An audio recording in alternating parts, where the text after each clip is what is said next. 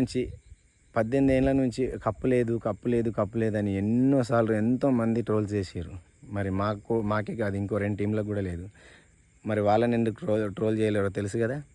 అందులో విరాట్ కోహ్లీ లేడు, ఇందులో ఉన్నాడు. విరాట్ కోహ్లీ కొట్టిన రికార్డ్స్ ఎవడి వల్ల కాలే. ఏ కెప్టెన్ మన ఇండియన్ తరపున అయినా సరే, ఎక్కడైనా సరే విరాట్ కోహ్లీ ఉంటేనే మనకు వరల్డ్ కప్లు కానీ ఛాంపియన్స్ ట్రోఫీలు కానీ వచ్చినాయి. వితౌట్ విరాట్ కోహ్లీ ఇండియా టీంను కూడా ఊహించుకోలేరు. ఇది నిజమా అబద్ధమా? ఇన్నేళ్ళ నుంచి ట్రోల్ చేస్తున్నారు కదా, నెక్స్ట్ ఇయర్ నుంచి ట్రోల్ చేయండి అబ్బాయిలు, చూద్దాం. ఒక్క 2-3 రోజులు ఇండియా మొత్తం షేక్ అవ్వాల్సిందే. మ్యాచ్ చూసుకుంటూ మా ఆర్సీబీ స్కోర్ చూడగానే నాకు కొంచెం బాధ అనిపించింది. మా విరాట్ భాయ్ని చూడగానే సైలెన్స్ అయిపోయాడు. గెలుస్తామా గెలవమన్న భయంతో లైవ్ కూడా చూడలేదు నేను. ఇల్లు వరకు నడుస్తుంది. ఇప్పటి వరకు నేను వర్క్ చేసుకుంటూనే ఉన్నా. పార కూడా దగ్గరనే ఉంది, ఇక్కడనే వర్క్ చేసుకుంటూ ఉన్నా. లాస్ట్ 5 ఓవర్స్ రన్స్ని చూడగానే పానం వచ్చేసింది. ఈసారి మా ఆర్సీబీ కప్పు కొడుతుంది.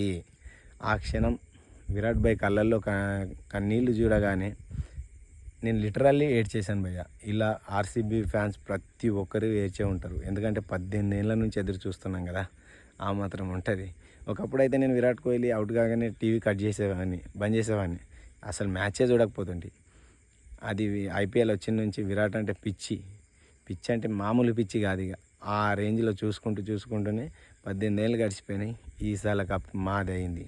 మా అన్న జెర్సీ నెంబర్ 18, సీజన్ 18, క్వాలిఫైర్ అయింది మేము 18, అన్నీ 18 మాకు కలిసి వచ్చింది.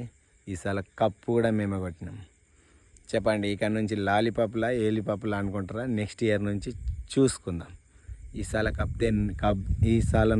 కప్ నమ్దే కాదు, ఈసారి కప్ నమ్దు, మాదిరా కప్.